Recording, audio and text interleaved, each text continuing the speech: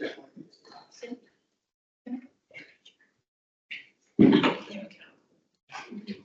let's get started. I'd like to call to order this joint meeting of the North Coast Utilities Board of Commissioners and Sewer Authority for Tuesday, May 20th, 2025. As usual, we're joined telephonically and also by Teams. I would ask all those joining us electronically to mute your devices when you're not speaking and to state your name and the record when you do speak. Moving on to agenda item 2, 15-minute public comment period. Are there any members of the public here that would like to make comment? Anybody online? No. No. All right, if anyone shows up later that would like to speak, we can reopen agenda item 2. Moving on to agenda item 3, approval of the minutes of the April 22, 2025 meeting, which was in your board package. And you've all had a chance to look at that. Jerry wasn't here, so he will abstain, but Bob, entertain a motion to approve the minutes. So, All right, I will second because I was the only other one here. Is there any discussion about the minutes? Hearing none, all those in favor say aye. Aye. All those opposed say nay. Are there any abstentions? One abstention, Jerry. All right. Thank you. All right. And we'll move on to agenda item 4, which are the information updates provided in your board package. Let's start off with the financial update. Are there any questions or comments on the financial update?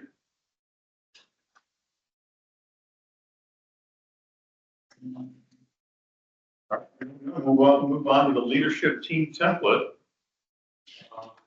Any questions or comments on the leadership team template?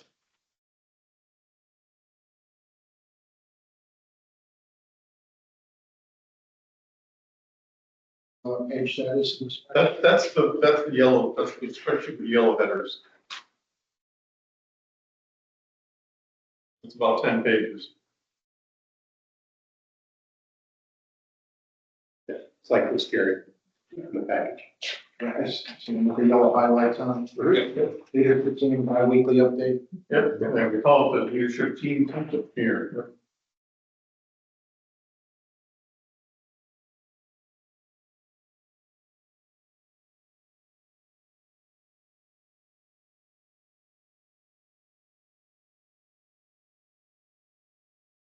I don't think I have it.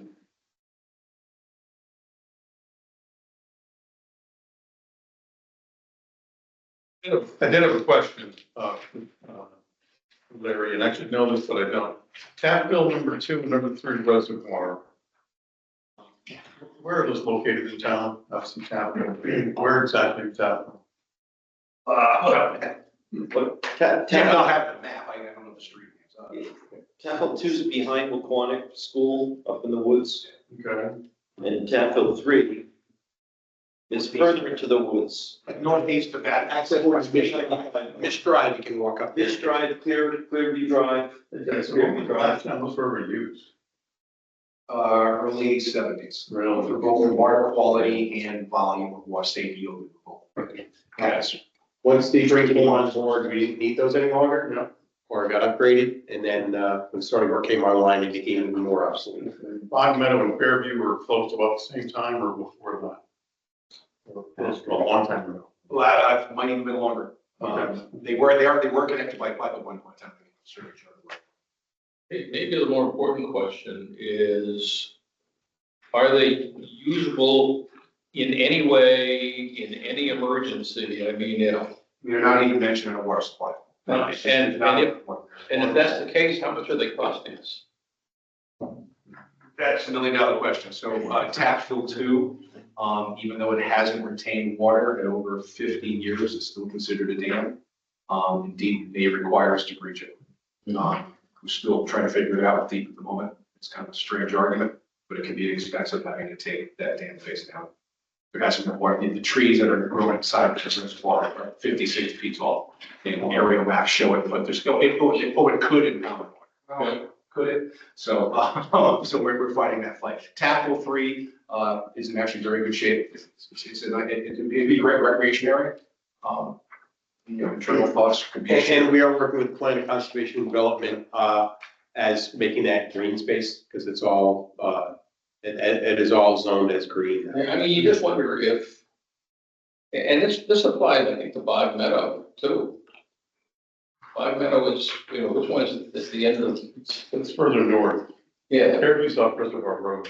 no, maybe it's Fairview I'm thinking of. I mean, they could be residential things, and maybe the state has money to buy the reservoir from us. And they get,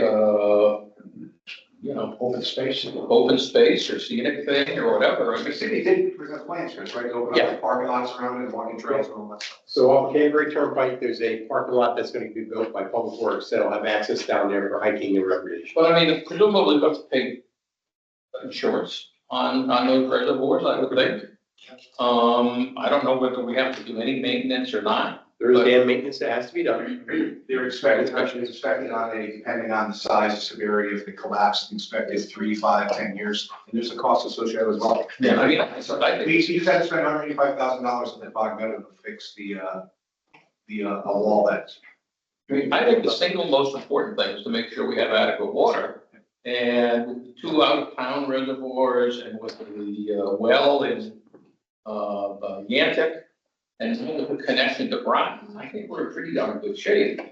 And I'm sure that maintaining the other reservoirs is not breaking us, but I mean, why not?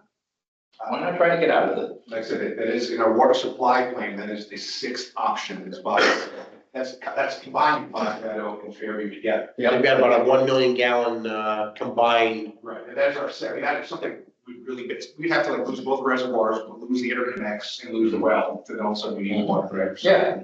Yeah, it's not. Although the well still has the chemical problem.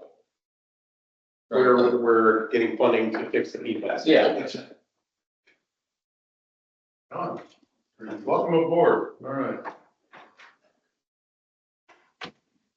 Are we skipping around on these items? We're going to. We're gonna- Maybe timeline. We're still on track now, Jerry. Very shortly. Okay. All right, thank you. Howard, thanks, Terry. We're up to the leadership team template, Sean. Gary Martin, Sean.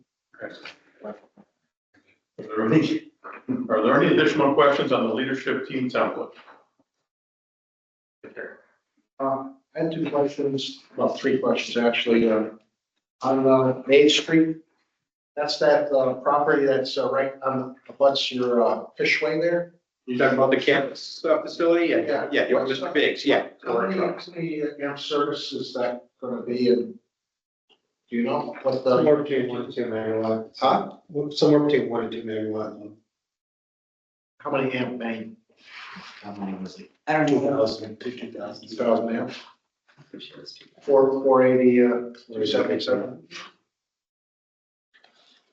Okay, on the DOT, EV charging, that's gonna be, funded by the state, Correct, that's completed. okay? And also the Gerard Ford electrification, is that EV chargers? Correct, but that's on hold. All right, thank you. Not hold by us, but hold by the owners. Okay. Are there any additional questions for the leadership team template? All right, hearing none. The customer service dashboard, which is the purchase sheet in your board package. Are there any questions or comments on the customer service dashboard?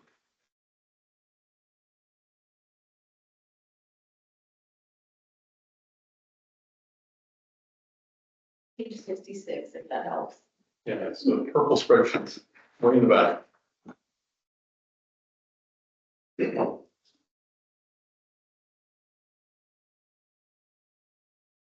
Hold up here.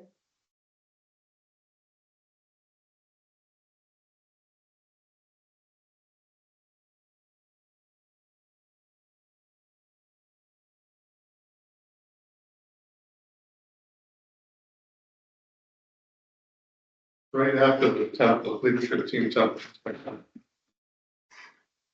There it is.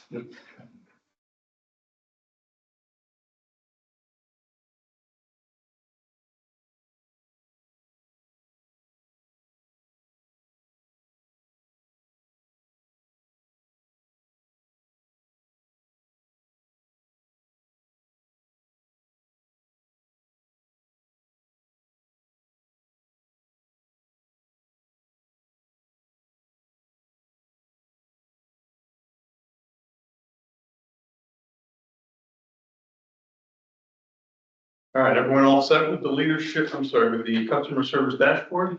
Yeah. All right. All right, and also in your board package was the sewer rate schedule, which starting in June, will be the rate design presentation, there'll be a setting the public hearing in July, there'll be public notices in August, public hearing in August, there'll be a vote of this board in September. So, are there any questions or comments on the sewer rate change schedule? When again is the public hearing? Public hearing, let's see, it says set public hearing is July 20th. The public hearing is August 26th.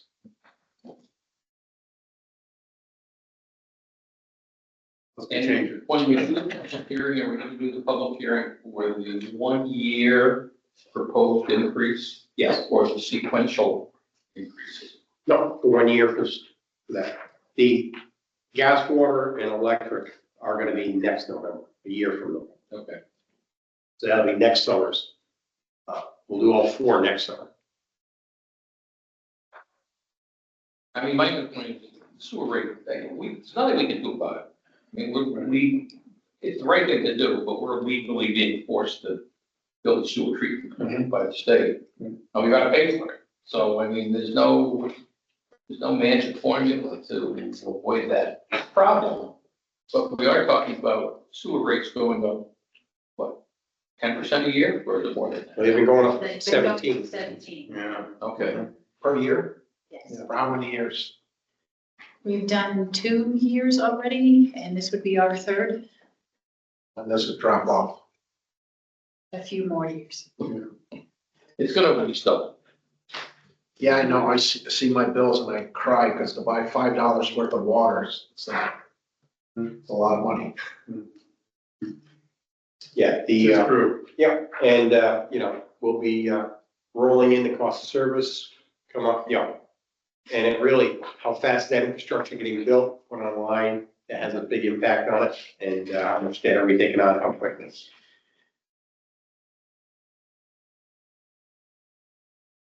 Okay, there's no additional questions or comments on the rate schedule.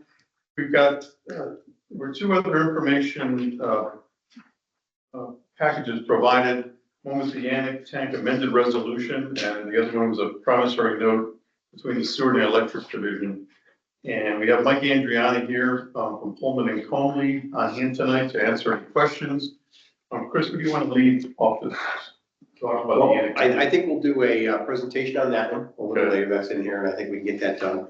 Mike, your hard stop is at 7 PM, right? Yeah, 7:20.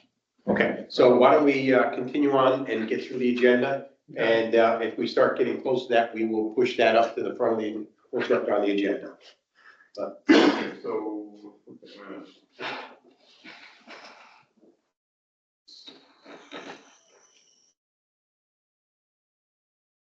All right, so here we just want to talk, we just want to ask questions here in 4, and we'll talk about it in 8, is that right? Yeah, well, What's that tough one to do? yeah, we're gonna have the, in 8, we'll have the Yannick funding and rate, funding amendment, which Lisa will be doing a presentation on that. And then we go into, actions, we'll discuss the amendment to the Yannick tank and then have a vote on the Yannick tank. And I'm sorry, on the promissory. Yeah, here in 4, we're not going to discuss it before, we're just going No, to ask if there's any questions. yes, and then we will have further discussion now. So we have 2, we have the Yannick Tank amended resolution, which was in your board package, or are there any questions or comments on that? And then we'll do a presentation later on, go into more details, and we can ask questions at that time as well. And secondly, was the promissory note to, between the sewer and electric division to borrow money. Right, essentially. All right. We're gonna move, do we have to go to revise the agenda, do you think? Probably not a bad idea. Okay, so we're gonna move 5 and 6 until Bill gets here. So I will entertain a motion to move agenda item 5 and 6 to be after probably agenda item 8. It'll be before agenda item 8. Thank you. Thanks, Robert. I have a second. Sean, thank you for, are there any questions or comments on the motion?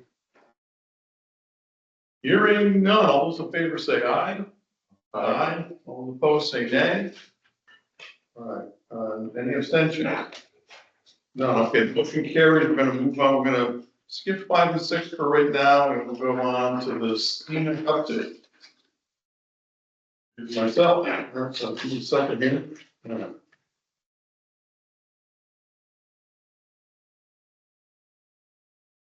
Here we go. All right. The scenic board, then 24. The member power cost of member return for March was $114 per megawatt hour, which was 39% below the expected deviation to benchmark. For the energy market, member residual energy cost for March was $54.32, which was below the budget of $56.91, however, above the LMP slightly at $47.69. The day-ahead market prices peaked March 3rd at $105, but were otherwise $50 per megawatt hour, or below for the remainder of the month. Average natural gas prices for March came in at $4.05 per decatherm. Also from the energy market executive summary, quote, ISO New England is considering reforming the capacity market to improve reliability and cost efficiency as the region's resource mix evolves. Major objectives are procuring capacity in a timelier manner and updating capacity accreditation methods to better align capacity with resource adequacy contributions, end quote. When queried by the board, the effect this may have on capacity market prices, CMEC does not have a ready answer. And as you know, we sold Pierce years ago because the capacity market had collapsed. So it's still not clear whether this will have any effect on the capacity market. But nonetheless, Pierce is gone, so it's water over the dam.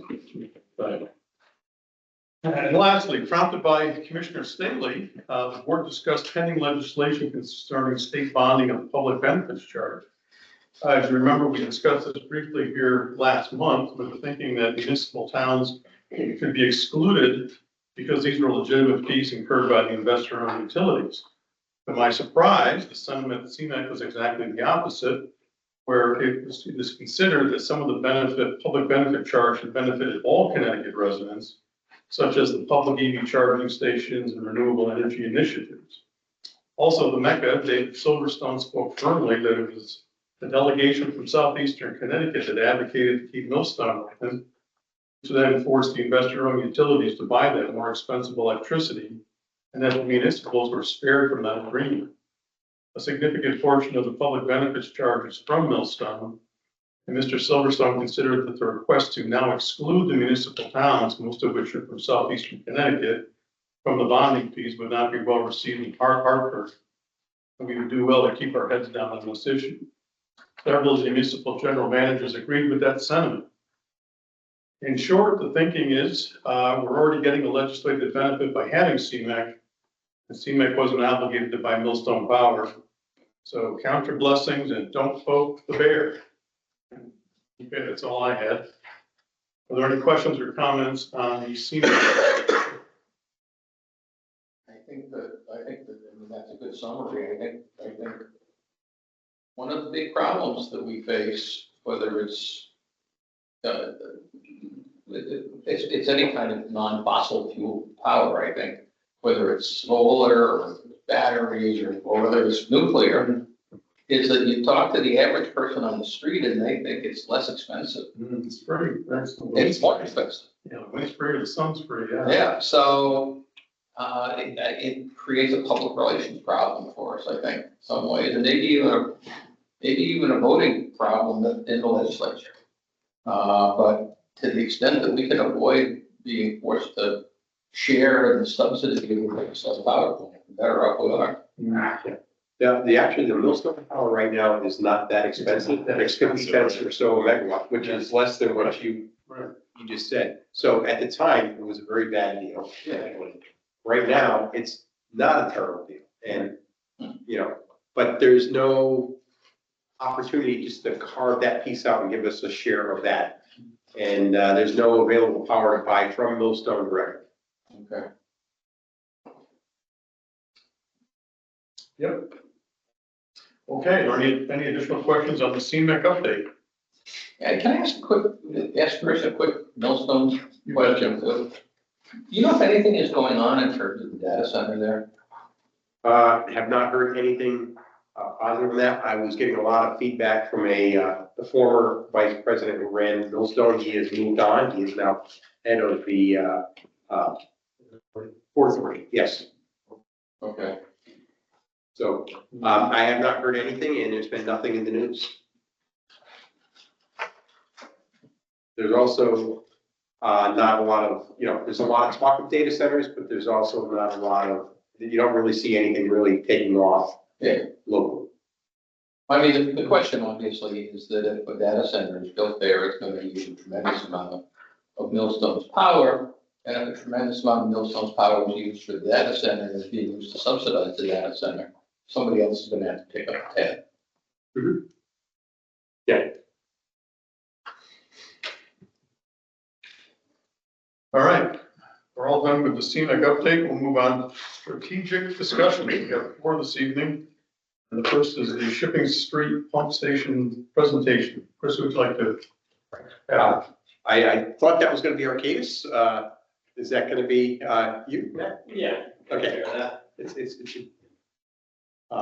Arcadis was the one who presented at the public meeting, and Matt will be presenting this one. Okay. Good evening, board. Nice to see you again. Jerry, nice to meet you again. Well, I think you can advance even past this slide and just jump right into it. Shipping Street Pump Station, it's a sewer pump station at the end of Shipping Street where it meets Terminal Way. About 60 years old, hasn't really seen any significant upgrades in over 50 years, and it's also in the floodway of the Thames River. About, I guess, like a year and a half ago, MPU secured a grant through Connecticut Deep under a climate resilience fund to relocate that station out of the floodway and basically mitigate its flood vulnerability. The project really consists of 2 primary components illustrated on this screen, and we're currently under contract with Arcadis for preliminary design services of the project.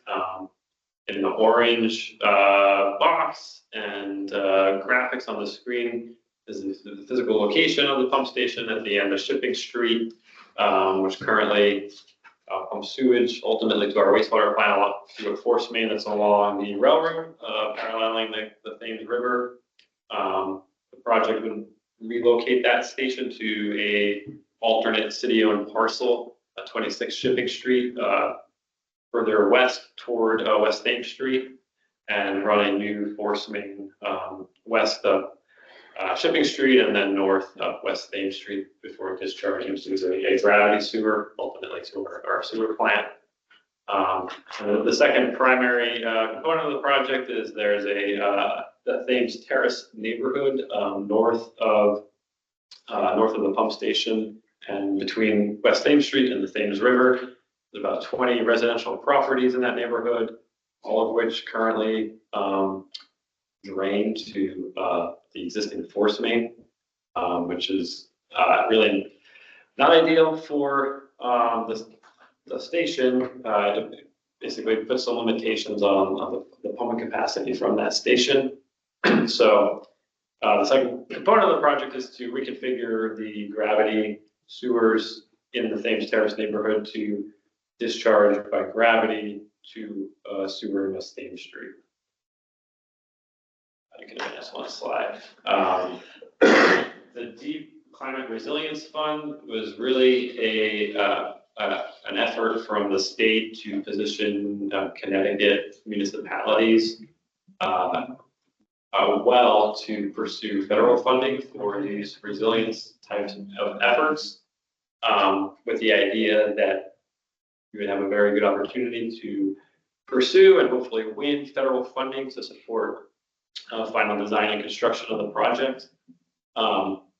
Unfortunately, some recent events, including FEMA actually outright canceling the brick program has ultimately led us to pivot, so our targeted funding for those future phases of the project, and at the moment, probably pivoting to Clean Water Fund, which is familiar to everyone in the room. And that is basically an assessment task that Arcadis will be doing, and through a cost estimating effort, will support us pursuing a future funding for the project. One next slide. And so under the Climate Resilience Fund, there is a requirement to conduct these community stakeholder and outreach sessions. There are 2 required by the grant, the first of which we held tonight at 5 o'clock, just before the board meeting. We did not have really any public attend the meeting, but the idea is to, except for Mr. Martin here, who very much contributed some good questions to the session. But really the idea is to basically let the neighborhood, the community and the neighborhood where this work is going to be happening know about the project and give them an opportunity to provide input, feedback on the proposed solution that would ultimately get incorporated into the final preliminary design and then carried forward through the remaining projects. So while Arcadis continues preliminary design over the next few months, we'll ultimately be scheduling a second public session to satisfy the grant.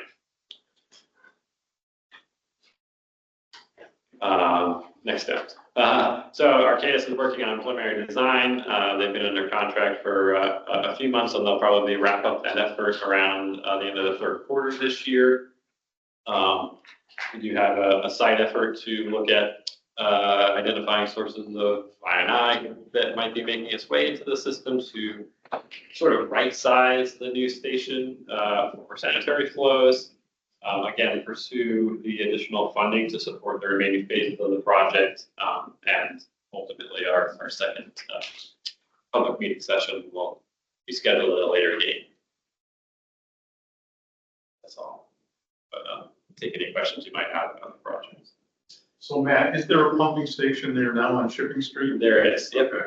Yeah. So this will be an upgraded, or is it gonna get moved slightly up the road, or is it up, or?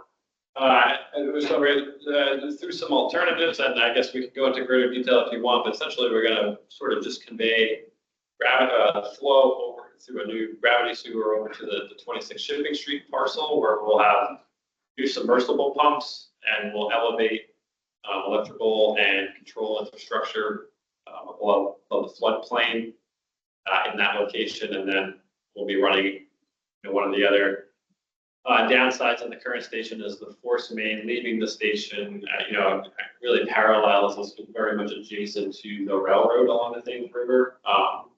So we'll be running a new force main from the new location up Shipping Street and north through West Thames, and ultimately as you're coming over the hill there, discharge to gravity sewer. Okay. So not to get too deep in the basement, we got a lot to get done for buildings. So in the map here with dash line, that's the new section that we're going up the road, we're taking it right. Yes, Where currently it goes down to the railroad track. yes, that white and dash, yeah. Hard to see here, but the existing station, that really at the intersection of Terminal Way and Shipping Street, and then the force main just really parallels the railroad out to our South Thames pump station actually. And we recently had a failure on that, and that force main, and I think we did share some photos with the board, that was near the railroad. It was very difficult to fix. It's a horrible area to work. And getting it up in a road and roadway and getting it out of that area is going to make future maintenance for somebody 20 to 50 years down the road a lot easier. Anything? So what is, sort of our expected funding source doesn't exist anymore, federal law for something. Yeah, I will say there are other federal sources, but they tend to be disaster driven. So you need to have a good case to demonstrate that you suffered damages because of flooding, which I don't necessarily think we could claim, even though the station is. I mean, we think we're going to get funded. Yes, yes, there is also, there's, kind of that orange, bubble there. This project is part of our current CSO long-term control plan, so, there are CSO reductions associated with upgrading the station that, would be eligible for water funding. The CSOs are 50%, whether there's all 50%, because some may be grabby and may or may not, we'll see, but, it's at least a good portion will be a 50% grant. At the same time we get this grant, we applied for the Bean Hill substation relocation in the floodplain on the Yannick. That project got awarded later, so you'll be seeing Eric McDermott here by the August, September timeframe to present a similar public hearing. Okay, questions? Thank you, Matt. Next one would be the wastewater treatment plant. You want to let us know? Sorry, Matt. I misled you to say you were done. You're not done.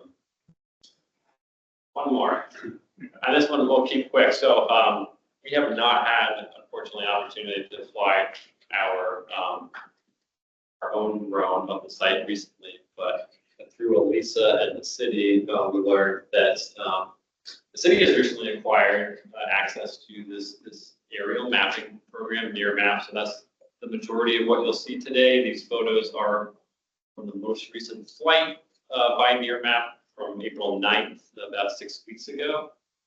This first slide is just an overall view, really, of the full, say, Hollyhock Island, and landfill to the north, water plant working south, and Jerry, rushing through this, but if there are any aspects that you want to dig into, I'm happy to do that. No, I was on the Harbor Management Commission. I know about the floodplain changing. I also did a walkthrough when I was on council of that facility, so I know you're operating, and because you have to separate the sewers from the regular septics. That's why this project's happening, right? I think there's really two drivers for this project. One is really state of good repair of the facilities aged. Again, there haven't been significant investments in the facility for about 50 years.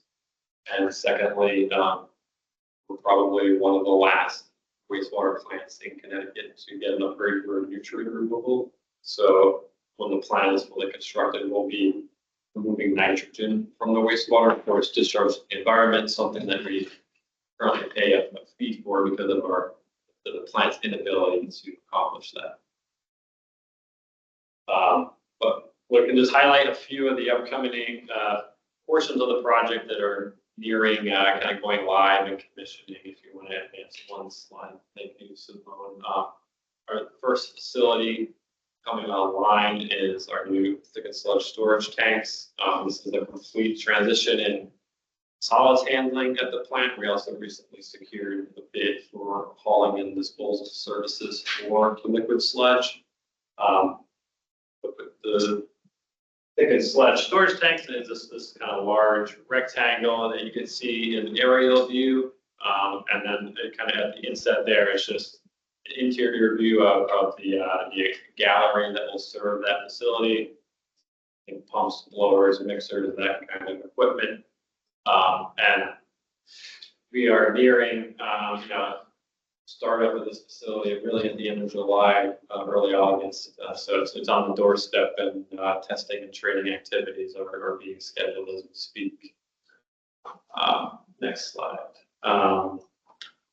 To the northeast of the site is a pair of new secondary clarifiers and two pump stations. One a secondary pump station being constructed really in the center of the two clarifiers, and then there's a small scum pump station to the east.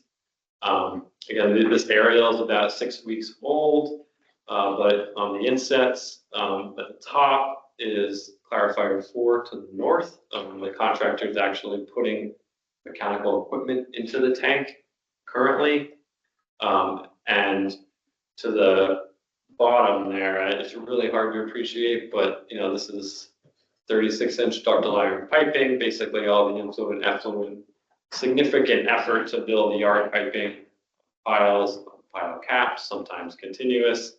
That's all also underway so that we'll be able to utilize these 2 tanks, hopefully by the end of September, which will allow other portions of the project to really unfold.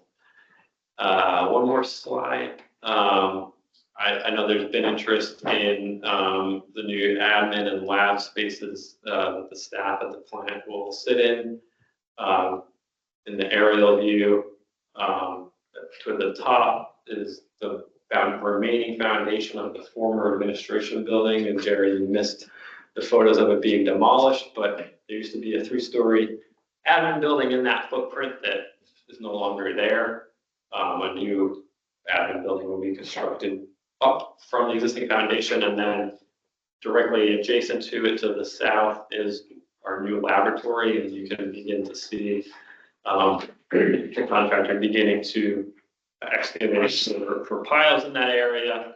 And at the inset was from the end of last week, actually beginning forming new walls and grade beams for the new lab, and we actually just had our first concrete pour for the new lab just Monday. So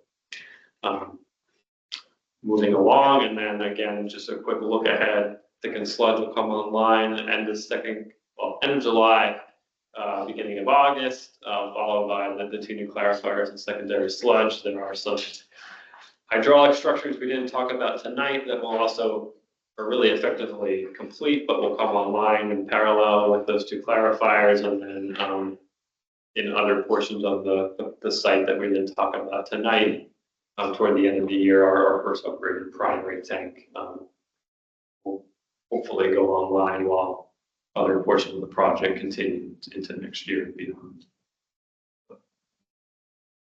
Happy to take any questions on this project. Yes. I don't know the specifics, but a while back, within the last year, there was an incident where first responders went to that site there, and there was a delay with there was some safety issues there when got something in the atmosphere stuff where they had to put masks on or whatever. I know that the fire department had to block off that road and access over there. I'm wondering that whatever hazard they went to for that incident, I'm wondering when this new design, has that been addressed so that condition doesn't continue to exist? So we had a boiler failure. Jeff, you look at the details of that. Basically, what we had is determined was a delayed combustion. So it can't result in a mechanical failure of the boiler itself. So it's kind of like your gas grill when you drop a match in it. Yes. All that occurred with the boiler. There's no negligence in how we operate the boiler or anything like that. It's just one of those things because it burned the methane gas from the original digester. Right. And that's very corrosive. So this new design will alleviate. That entire system no longer exists. Thank you.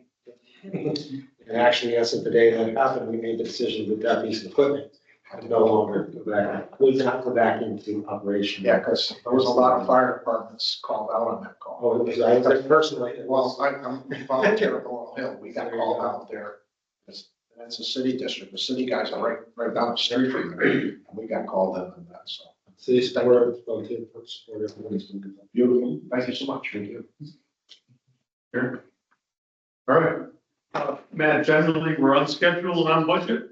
Yeah, I'm on schedule and still under budget, so. Okay. I won't, yeah. There you go.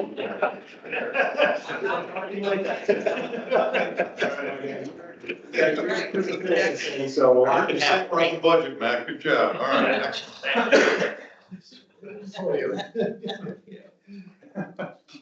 All right, next we have the gas construction schedule. Who wants to speak on that?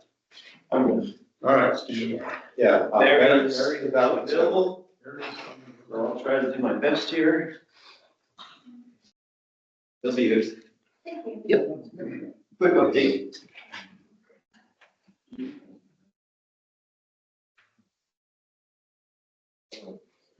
Okay, we're talking about the fiscal year 22 gas grant to replace aging infrastructure. Here it is. Fiscal year 24 25, and we're just starting work on it last year.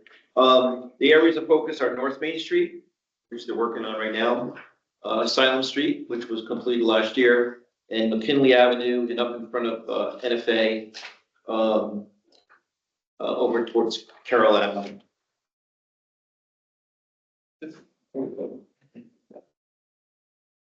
So with regard to North Main Street, this project goes from Vernon Square all the way over to St. Regis Avenue. It's quite a large project. So far, we've installed 2,600 feet of 6-inch high-pressure main, basically from 33 North Main Street to Aaron Street, which is right a couple blocks down the road here. 1,300 feet of 8-inch low-pressure main has been installed from Ross Street to Aaron Street. We're making quite a bit of headway until we hit Ross Street. Now that we're installing 2 pipes at a time, it's taking a little bit longer. But they were really going to town 100, 150 feet a day before they got to that point. On this, so 2 weeks from now, on a Saturday, we're going to be installing 150 feet of main down at Vernon Square from 33 North Main to Main Street. There's much less traffic on a Saturday down in that area than there is during the week. So we're going to complete the work on the weekend. We're going to continue doing this work until the end of June, and then we're going to transition over to the NFA area once they're out of session. And then we'll be coming back to this at a later date, and this part of the project here, we're going to be completing, anticipate completion in July of 2026. Franklin Street, McKinley Avenue, NFA area, the yellow outline that you see here, that was installed, well, just about a month ago. They completed that up as far as Rockwell Street. They installed 3,600 feet of 6-inch main. Again, they're going to be working in front of NFA starting in June, and that'll bring us down to the Carroll Ave area, and that's as far as they're going to go there. And they're anticipating completing that by June of 25. Asylum Street, I think some of you actually went out and saw some of this work. The new main was installed in last fall. That was from Grand Court to West Main Street. They tied in the new main in early May, so that's all pressurized now, has gas in it. And what they're doing now is they're moving meters outside, connecting up new services, and the anticipated completion date of that is September of 25, after which they'll be able to repave that whole road and nice smooth traffic through there. The question came up in that council meeting on Monday night, and their open mic night, and we'll be sending this to the council tomorrow. Make sure you see it first. And it was just a question on when Asylum Street was going to get repaid, and the answer is either in the fall, or if it's not, if it's a little delayed, it'll be start of construction season next spring. The master will get good stuff before we pay it. Yeah, right. But right now, the mains are in, and the old main is live, and then you go in and every service gets switched over to the new live main. So there's still a lot of digging in the street that has to happen. So the main is energized but pressurized. So when you tie in all the new services, they go all the way to the house, or you're just gonna, right, from the street to the house. How do you make that connection with a pressurized main? So you electrofuse, which is basically it's like a toaster oven built into a plastic thing, and you put the leads to it, and it melts the plastic, and it puts on a tapping saddle, and then you drive in through the top. It pierces the main, and then it lets the gas out. So it's got a drill bit essentially inside the cap of the tapping saddle. Really? Yeah, so you can do it without any exposed gas at all. It's like a saddle valve on a fridge. It's a saddle valve, yeah, much like, the water to ice maker. Yeah. It's a little more foolproof when it comes to the connection to the pipe, but same concept. All right. So these are all NPU folks doing this work? The main work is done by a contractor, and then the moving the meters outside and the service is a combination of our crews as well as a subcontractor for the main contractor. It's a lot of work, $10 million worth of work. So, and we have other things we have to do as well with our internal crews. All the connections to the joints, Casey streets that are not, We do that. do it, we're doing those. We don't like, yeah. So along Asylum Street, every pipe that connected into the Asylum Street main, our team did those connections, so it's a lot of work for us. These crews are coming in and they're just flying, Yeah. putting in the new main. It might take you 2 or 3 days Complicated just stuff to to do. do the connection. Yeah. Nice, okay. That's questions of Stephen. Yes. More questions? These new mains, are they solid piped and then welded together, or is it like something that rolls off? They're HDPE, they're typically 40-foot lengths, and they fuse them together. My dad used to do that for Connecticut Natural Gas. Oh, okay, yeah. He used to weld them all. We have some welded pipes in the system, but that's 199 PSI. High pressure will go with the welded pipe. Under 100 pounds, plastic's the way to go. It's the only material we've used since the 70s for the under 100 pound lines. Technology. Thank you. All right, thanks. Okay, if there's no additional questions on the gas, we will talk about the Yantic Tank funding amendment. Okay. Lisa will be presenting this, and Mike's here to answer any questions on Questions as well. the funding source. Okay, so this project actually started in 2020, and at that point, it was just to do a couple of spot repairs to the exterior coating of the tank. In 2022, we had a company come in, we did a tank inspection. The tank inspection was actually done in 2019. And then we had a company come in, we hired a contractor, consultant to start the work. And the first step was to do a preliminary engineering report of the tank. And that was done last year. The first amendment was for our first requisition was for 2.4. And when they came in and did the tank inspection last year, they found that the entire tank needed to be recoated. The interior of the tank needs to be done. They need to actually remove the coating and put on a whole new coating inside and outside. And then we also decided to put in an aeration and mixing system inside the tank to help with water quality issues out there with our disinfection byproducts, our THM removal system. And then we're also adding a chlorine analyzer and a pH analyzer and all the SCADA equipment that ties that all in. So now we're looking for 5.2 million. And most of it really was the painting. We've bid it already, we've had specs come in, and the painting, because it's so extensive now, the blasting of the exterior coating went way up. Oh, Lisa, you got a little else going on. It's 199 feet, so this is the. So right there's the tank. You can see it's driving down Route 2. This is our big elevated spheroid tank. It was built, it's about 20 years old. This is the one that's on the top of Anson Lane. So how was this being gonna be paid for? EWSRF funding. This has been brought to the city already, this, The original was, I remember that, but not this increase. no, we need to come to the board first. That's the, all right. So the drinking water fund, they were okay with this increase? I would imagine they didn't know why. Yes. Yep. Yeah, we have the amendments approved. Through the state.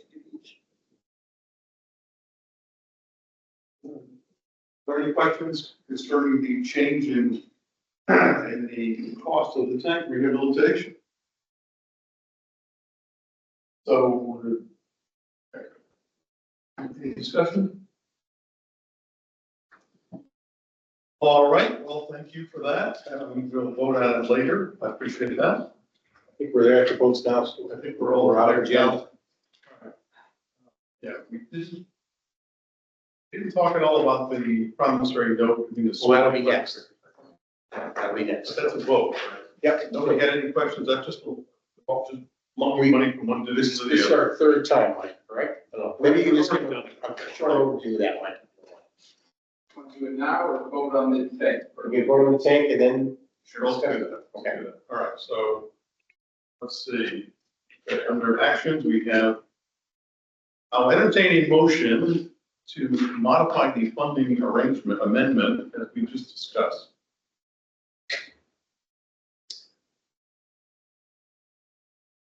Oh, thank you, Sean. I have a first, I have a second. Thank you, Jerry. All right, a first and a second. Is there any discussion on the funding amendment? Hearing none, all those in favor say aye. Aye. All those opposed say nay.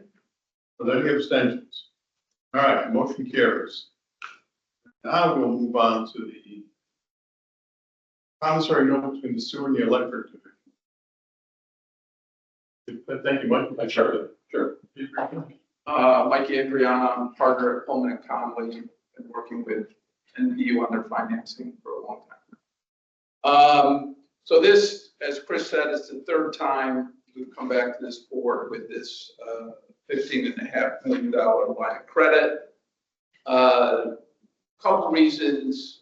Basic reason why we're doing this is because sewer division is getting its money from the state through the Clean Water Fund program. Timing between when the NPU pays a bill and when they get reimbursed from the state is a couple months at least, if not longer. So we have this cash flow deficiency, and given the size of the projects we're talking about here, it can get, fairly large amounts. So what we've set up, and we did it the first time in 2023, is a line of credit between the sewer division and the electric division, which has more cash, and it's solely just to handle these cash flow deficiencies. So we do this, we set it up each year as a new line of credit because as a kind of a municipal utility, you have limitations on the way you can borrow. And the biggest limitation here, and I've explained this before, is you cannot, municipality or municipal utility cannot have revolving lines of credit where you have a maximum amount, you draw down, you pay it back, and then it goes up to the maximum amount. Each time you borrow, you have to have an approval. So that's why we're doing these annual $15.5 million line of credits. So as we laid out in the resolution in 2023, we put the line of credit into place. That was put into place in October, and that was repaid by June 30th, 2024. 2024 line of credit we put into place last May. There's just over 8 million outstanding. That will be repaid by the sewer division fully back to the electric division prior to June 30th, which is the due date for the 2024 line of credit. And what's in front of you today is a new line of credit, the 2025 line of credit, which again is for $15.5 million. It will have a due date of June 30th, 2026, where all amounts need to be repaid. The interest rate that the sewer division pays to the electric division is based on an account that an M&T account that NPU uses. So that's how we calculated the interest rate. And it'll be the same setup. And my guess is I'll be back to you next May with another line of credit. So that's kind of the background to it. The structure, same as we've done the last 2 years. Happy to answer any questions. So unless the state falls, there's no real risk here, right? Right, yeah. And the state is getting its money to pay MPU back either through federal grants, but it also does its own bonding. So this is a timing thing, it's not, there's no risk. No, pure timing. Borrowing more than what we've already have been allocated. So we're not increasing the total fund. No. Okay. All right, are there any questions of Mike concerning the promissory note? Okay. Thanks, Mike. Yeah. Appreciate it. All right, all that being said, we'll entertain a motion to approve the promissory note from the sewer to the electric. I'll entertain a motion. All right, thank you, Jerry. First, thank you, Sean. I have a second. Is there any discussion on the promissory note we just discussed? Hearing none, all those in favor say aye. Aye. All those opposed say nay. Are there any abstentions? All right, the motion carries. Thank you. Now, Bill is still not here, is he? No, he's not. Okay, so do you want to go, you want to get started? We kind of have to have Bill here, right? Do you want to? We've also taken a break. Well, we could start the executive session and then come back and Do that too. come back to the meeting. It's your call. Well, we're gonna come back in regular session, sure, anyway, so. We have to come back to the meeting. Okay. But that's like always supposed to come back, right? Mm-hmm. You get to go to the break room or something. I Sorry, out. for executive session, we need senior team. Chris and Larry and Simone could stay, and I think maybe you can break it up into two executive sessions. It's a small piece that maybe we can do afterwards with just myself. Would that work? Works for me, works for everybody else. Okay, I'll entertain a motion to go into executive session. So, Thank you. I see all kinds of hands, so it's like Bob first and Sean second. All right, any discussion? Yeah, all those in favor say aye. Aye. All those opposed say nay. All right, we're in executive session. Chris, who would like to stay behind? All right, senior team, Chris, Larry, and Simone. And it is my obligation to say, before we turn the mic off, that we are going into executive session to discuss confidential trade secrets, commercially valuable confidential proprietary information not subject to inspection or public disclosure pursuant to section 110(5), 7232A of the Connecticut General Statutes. Information is commercially valuable, confidential, proprietary, not subject to public disclosure pursuant to Public Act 98-212, and to discuss personnel matters of an employee or employees and or a public official pursuant to chapter 14, section 1206A of the Connecticut General Statutes. And with that, we're in executive session. Yes.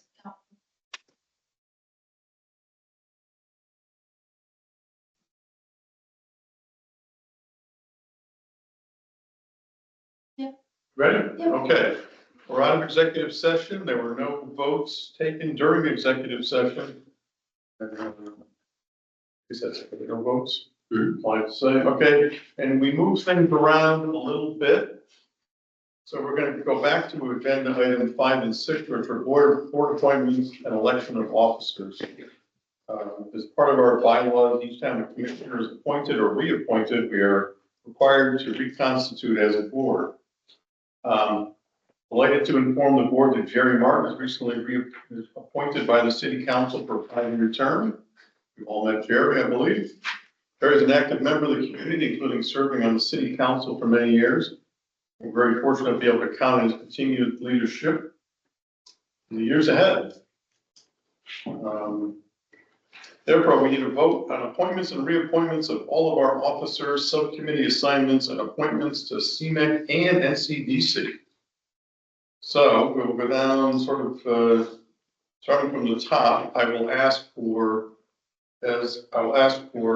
nominations to these various board assignments, and we'll go from there. If there's more than one nomination for any particular board position, then each of those persons would discuss why they want the position, and we can vote on it, discuss and then vote on it as a board as to who would get that position. So we'll start off with the chairman of the MPU Board and Sewer Authority. Are there any nominations for that position? I would nominate Sean for that. He's the vice chairman currently. Thank you, Bob. Bob? Are there any additional nominations for chairman?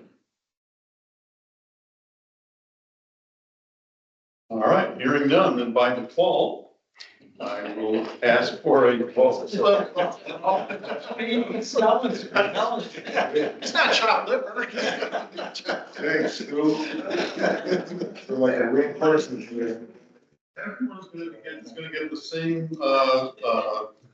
label attached to you. There's not gonna be any contentious votes here tonight on board assignments. Thrilled to pieces that Sean has decided to throw his hat in the ring, and he's an excellent candidate. Thank you, Sean. And so, all that said, is there any discussion concerning Sean? Did you get a second, Stuart? I did not. Did I get a second? All right, thank you. First and a second. All right, is any discussion concerning Sean as board chairman? All right. My only comment is I apologize for saying that you were nominated by default. So I was giving you a hard time. Thank you. I deserve it. Bad choice of words there, so. All right.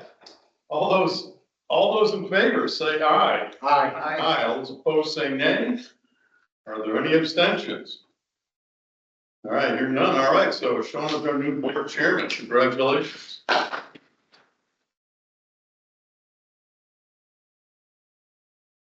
All right, now we'll ask for nominations for the vice chairman, of the Board and Sewer Authority. I would nominate Bill. All right, thank you, Bob. Are there any additional nominations for vice chairman? I will second Bill. We have a first and a second.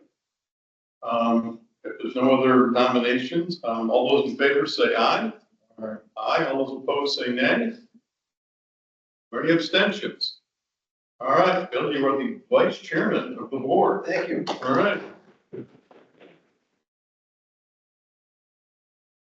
And third, ask for a nomination for secretary of the Board and Sewer Authority. Well, by default, I would nominate Still. There you go. Two shit there, Bob. All right. I'm not mortally offended. Mildly. All right. Are there any additional nominations? Do I have a second on secretary? Nomination and a second. Thanks to Sean. All those in favor say aye. Aye. Aye. All those opposed say nay. Are there any abstentions? All right, I am the new secretary. Thank you. All right, now appointments for the subcommittees. We got the Economic Development Subcommittee, which I believe Bob is currently the chair. That way, would you like to stay on? Yeah, I think if everyone is, willing to do so, I would love to continue to chair it. It's, actually, I'm very fortunate in originating Business Park North, for the city and, getting rights to the electric service and to the Preston River Walk and so forth and so on. I think it's been a good experience for everybody. So I would love to continue to do it. Good. All right, thanks. Thanks, Robert. And there's two people on the subcommittee, is that right? Yeah. Yeah. We have the meetings now. Okay, so I guess the question is, do we want to keep the current constituency of the Economic Subcommittee, keep all members in place? Sound good? Sounds good to me too. Bob's an excellent chair. Okay. All right. Now, the finance. The finance. Yeah,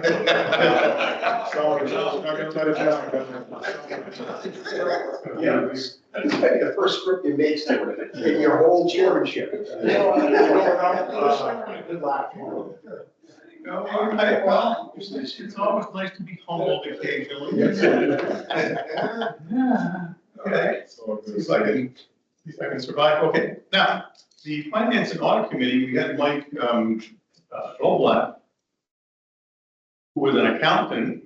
He was very helpful on that subcommittee. Now, I'm not sure if we cannot constitute, or if we have a decision we can just bring this to the full, we can dissolve the finance and audit committee if nobody wants to, take the place of Mike, chair of that. And we can bring the whole thing to the board. So rather than be a subcommittee, we just bring all the finance and audit information to the full board and discuss it there. I don't have a problem with that unless anybody else wants to step up and be the finance and audit committee chairman. You might, was really great professional. Really knew what he was talking about. And I think it was an asset to have his mind focused on that, but I think we can. I think a couple longer meetings in December, that's, I mean, in January, that's all. And then we're only 5 members, so the committee is 3, so. Right. Yeah, it's almost full, but anyways, yeah. All right, that brings us to the general manager selection subcommittee, which we discussed last month, and I believe the month before. The last time we had a change in the general manager, I believe Bob handled that pretty much by himself. And I think it would be something similar to that. It can be as many people as, it can be as many members of the board as they want. I would have no problem serving on that subcommittee. It's just going to be constituted long enough to get the contract in place for the new general manager. Then it will dissolve. So it's only going to be for a few months. So, I would be agreeable to be on that subcommittee if anybody else wants to be on the subcommittee. Let me know, otherwise it'll be a committee of one. Still, question? Yeah, the subcommittee, when would it meet, this general manager selection?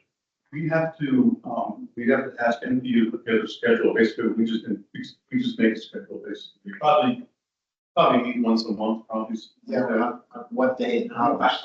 We don't even have a schedule put together yet, so it's based on, once the subcommittee is formed, then we, based on our schedule, on our availability, we put together a schedule. Yeah, because I'm not retired. Me neither, no. I'll join you. I think there's two issues here. I mean, one, I think, and this would really be an appropriate subject for super executive session, just board members, but, I think we've talked about one prospect, and I think we're generally favorable about it. I don't know that we made a final decision yet. But that's one question that has to be decided, and that probably should be decided by the full board. Yeah. And the second question is, what sort of legal Right. person compensation and all that. So I think we got to the point where we reached agreement of what the succession looks like. And so then the next step would be to hire a lawyer to represent the board, the board. But the subcommittee would hire the lawyer and engage with the lawyer, and then every month we bring back a report. This has to be approved by the full board. So this is something where, I think when you did it, Bob, as well, it was all approved by the full board. But the negotiating and heavy lifting is done by the committee. And I think the third thing is we probably want to time this so that, and I'm not trying to cause problems here, but if there's an impasse, maybe we'll want a little bit of another option. I'm not suggesting that, I'm not pushing it. All I'm saying is I think you want to have maximum flexibility in negotiating a contract. Oh, sure. Well, okay. We haven't gotten to that point yet, but I hear you. And the board can discuss this more in the second executive session. There you go. All right. Thank you, everyone, for volunteering your time. Appreciate that. Next would be the NPU representative for the NCDC board, which I believe is Robert right now. Would you believe to stay on as the NCDC? Yeah, I'm happy to do that, vice chairman. Very involved. Yeah. It's sort of as a, it's related to economic development. Right, yeah, no, it's a good fit there. It's a very good fit. So, okay. And we currently have two representatives from the CMAC board. I am the rep and Bob is the alternate. So I'd be willing to stay on as the representative, and I don't know about Bob, would you be willing to stay on as the alternate? I'd be willing to stay on as an alternate for this year, but I'm not gonna do it after this year. And quite honestly, I was using this to you. I'm not sure what happened alternate. I don't know. That's really. I'm involved. I mean, I chaired the committee for 2 years. Yeah, you were in all kinds of And committees. so forth and so on, but, fact of the matter, we have 2 votes. Stu and Chris have great attendance. So, mostly I don't have a vote, and I mean, I don't know, I mean, I just don't know. I guess I think that maybe when alternates were created as a concept, it was like the idea of being, you know, somebody at the AAA team of Worcester, you know, when one of the major league representatives resigned, you'd have this person who was in the minors who could step up and take over. But that's not the way it works. I mean, we're all on 5-year terms here. I mean, it's just the idea that at one point, if Stu resigns, that I'm prepared to take over for another 5 years, it's silly. It's not gonna happen. And you know, the CMAC did used to have 2 alternates. I don't think we ever did, but and they eliminated one, and I think the other alternate could be eliminated. They were made an alternate back when they added the municipal representative. Yes, Because now the board grew by each town by 1 and by name. and that quite frankly is another problem with CMAC. You have 6 utilities. Each utility has 2 board members, plus 1 alternate. Right. Plus each municipality has a representative. So, There's more board members than employees at CM. yeah, Almost. Yeah. Means payroll slight. Means the payroll was slight over there. Payroll for the board? Yeah. Yeah, well, they paid it, yeah. So, yeah, it adds up to a pretty hefty fee every year for all that.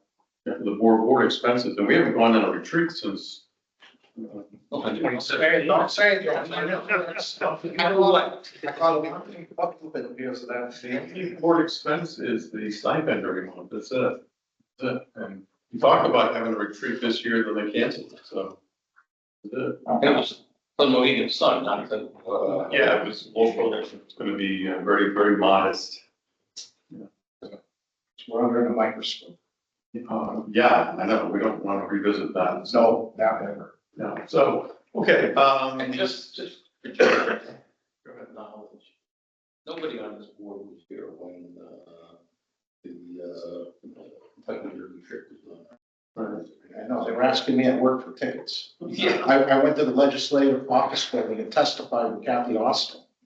And I basically said that CMAC needed to stay together and that we just need to have a lawyer, kind of like corporate counsel we have on the city council, and people on these boards and commission that actually have ethics. And I think we solved those problems. We have a good chairman, got good people, so hopefully on the page. exactly. Right. Okay, we need a vote for the CMAC reps, so, if it's, we keep the current constituents, then I would entertain a motion for myself to stay on as a representative and Bob to stay as the alternate. Thank you, Bill. Do I have a second? Sean. Thank you, Sean. I have a first and a second. Is there any discussion? Hearing none. All those in favor say aye. Aye. All those opposed say nay. Are there any abstentions? All right, the motion carries. That completes all of our appointments and reappointments to the various committees. So thank you. Congratulations. Congratulations and condolences. And Sean is our new chairman, so starting next month, you are in the driver's seat here, Sean. A little training, a little orientation for them. Don't worry, they give you the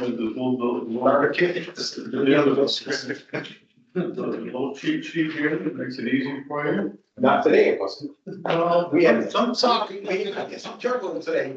sometimes you move things around Thank you. and, do the best you can to keep in with the Robert's Rules of Order.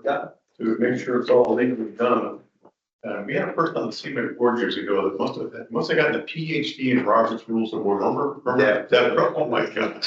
It was unbelievable. Unbelievable. She had, well, point of order and, Yeah, it means force to vote. all that kind of stuff. Remember that meeting? We had a meeting one time and poor Kevin, was it Kevin from Jewett City, Ken Sullivan? Ken Sullivan was the chair back then, and we're trying to get through some difficult thing. And Deborah kept objecting and then correcting him and saying, no, you don't do it that way, you have to vote first, and we do this, and then the poor guy was just beside himself.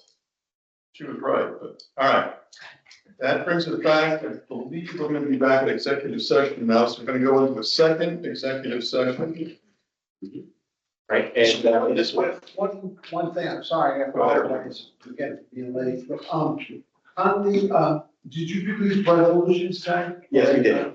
You know, there's one thing I don't know if, so under section 4, it says the estimated useful life of the project is at least 20 years.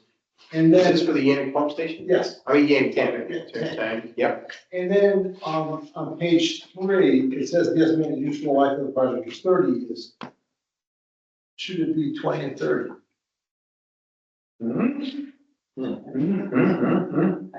As required. Discrepancy, yeah.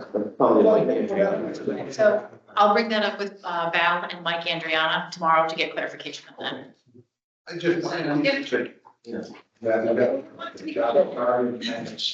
wanted to be consistent. I think it's the funding. Yes. Funding is 20 years and,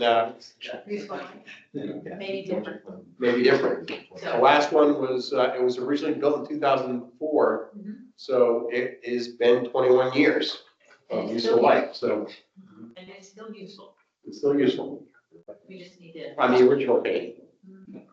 And the cost increase is due to just. Addition, we have to paint the inside versus the inside, the outside, additional issues, having to retake all the coating off, not just paint over the existing coating.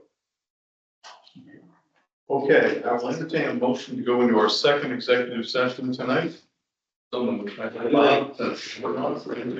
and second. Is there any?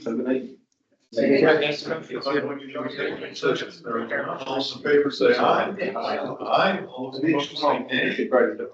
You're gonna get an executive session. Good night, folks. Thank you. You first and second, Bill? Second. Who was first? Me? Okay, got that? Sorry about that. Right, so we'll have, Simone take care of the, recording. That's what they were going to do. Ain't come over there. Okay. I'm not gonna reread.